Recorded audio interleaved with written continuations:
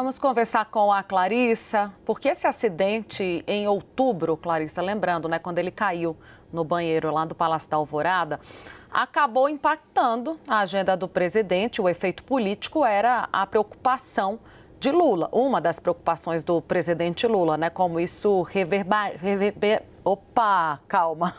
resvalaria na situação política aqui no Brasil, como é que isso ia repercutir. A gente fez esse questionamento ao ministro da Secretaria de Comunicação sobre 2026, porque não tem jeito, não é só a oposição que fala sobre isso, é interno também. Falávamos também sobre isso aqui ontem, Clarissa, a preocupação do próprio PT com a indicação de Lula sobre concorrer ou não em 2026. É mais um elemento que coloca pressão sobre essa decisão. Qual é, Clarissa, na sua avaliação, o grande desafio agora?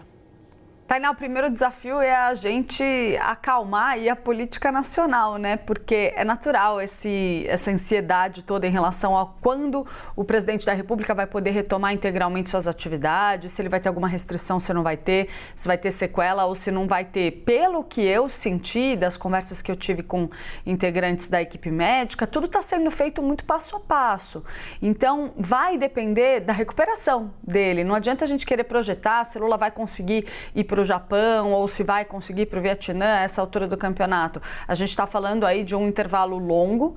Em tese, o que está sendo repassado pela equipe médica é exatamente o que o doutor Roberto Calil disse na entrevista coletiva de hoje. Semana que vem ele volta para Brasília, em tese, se tudo correr como previsto, ele estará de volta a Brasília e a expectativa é de que ele já retome um pouco os despachos e as conversas com os ministros já nos próximos dias. Isso pelo comportamento que a gente está acostumado a ver do presidente Lula.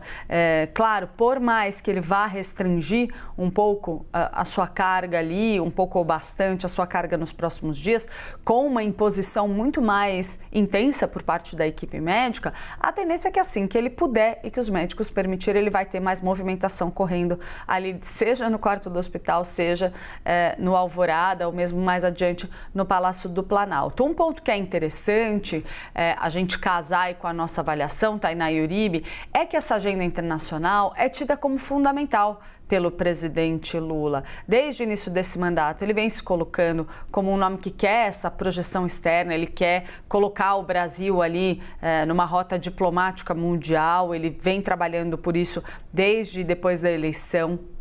E, para se ter uma ideia, tem uma avaliação de que o clima que ficou do G20 realizado aqui no Brasil foi muito positivo para Lula e que a ideia era manter isso aceso. Então, a gente assistiu aí em seguinte essa solução, ou pelo menos a assinatura do acordo União Europeia-Mercosul, tido como uma vitória muito grande, e tem uma turma ali no governo que quer manter esse embalo.